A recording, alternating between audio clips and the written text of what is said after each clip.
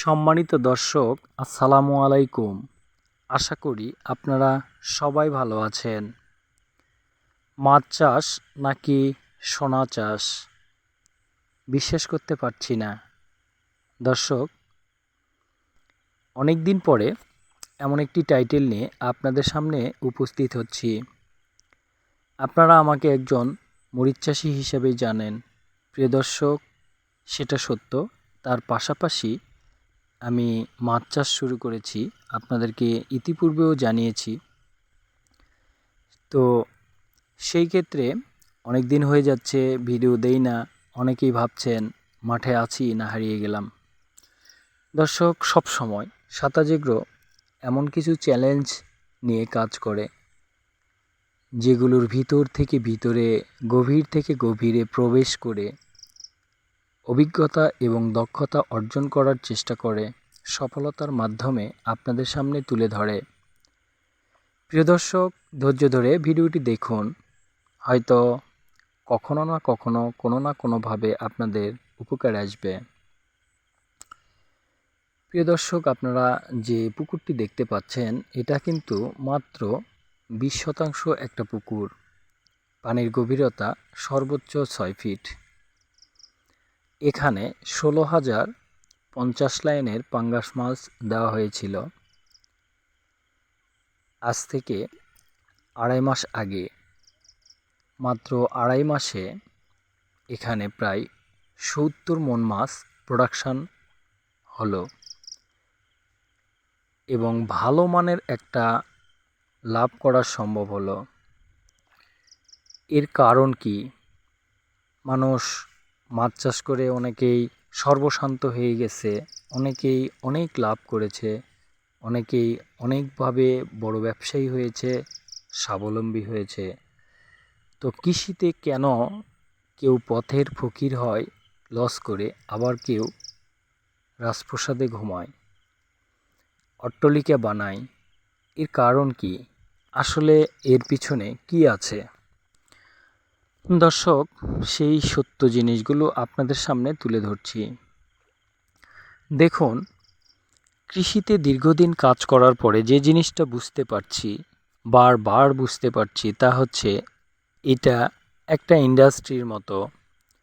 এখানে প্রোডাকশন করতে হয় নানা প্রতিকূল পরিবেশ অতিক্রম করে। প্রোডাকশানে যখন ভালো করা যায়, তখন কিন্তু ভালো একটা বাজার পেলে ভালো লাভবান হওয়া যায়। তো দর্শক, কনক্রিটের বিল্ডিংয়ে অনেক মেশিন সেটআপ দিয়ে যেভাবে প্রোডাকশন করা হয়, সেখানে ইঞ্জিনিয়ার লাগে। প্রত্যেকটা মেশিন সঠিকভাবে সময়ে শ্রমিকের মাধ্যমে যদি প্রোডাকশন ক্যাপাসিটি বৃদ্ধি করা যায়, তাহলে সেখানে লাভবান হয়। প্রত্যেকটা ইন্ডাস্ট্রি মালিক বারবার চিন্তা করে কিভাবে আমি আমার প্রোডাকশন বৃদ্ধি করব। কিন্তু দর্শক, একটা জিনিস কি, সবাই কিন্তু বড়োভাবে প্রথম থেকেই শুরু করতে পারে নাই। আজকে বড় বড় ইন্ডাস্ট্রিয়াল যে প্রতিষ্ঠানগুলো আছে, তাদের ইতিহাস কিন্তু খুবই করুণ। তারা কেউ জিরো হাতে, কেউ মাইনাস হাতে লোন করে, অথবা কেউ সামান্য পুঁজি দিয়ে শুরু করেছিল।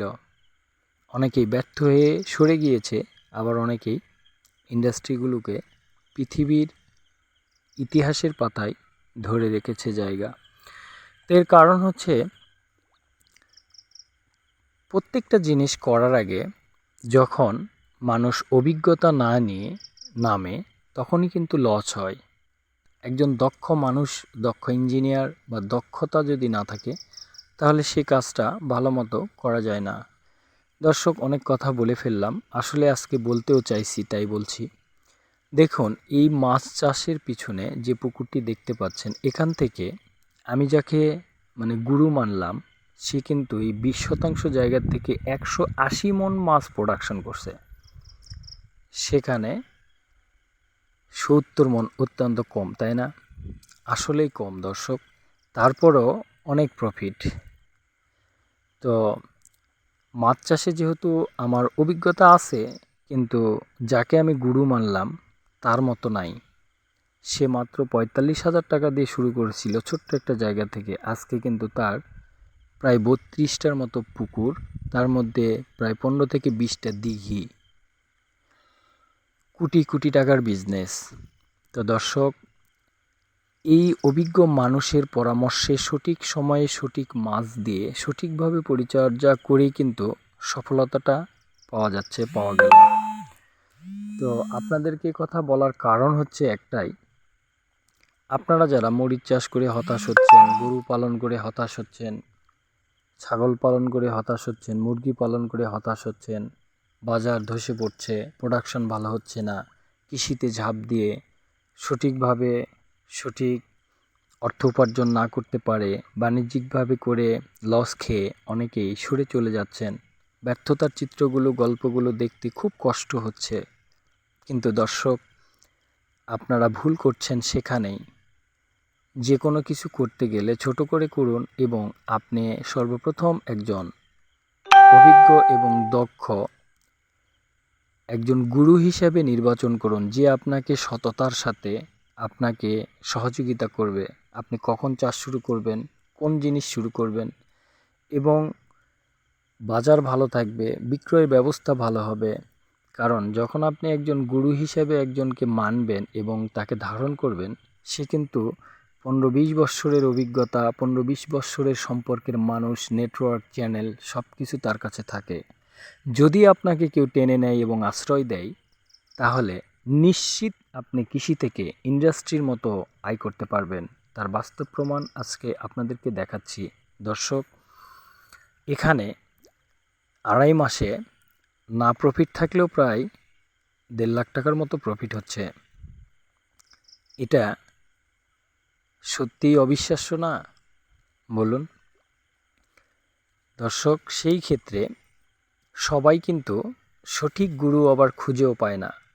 তাই আপনাকে আগে সার্চ করতে হবে কার পিছনে গোলামি করলে, কাকে গুরু মানলে আপনি যে কাজটা করতে চান সেই কাজটার সঠিক গাইডলাইন এবং সঠিক ফলাফল পাবেন। তার সহযোগিতায় বিপদের সময়ও উদ্ধার হবেন।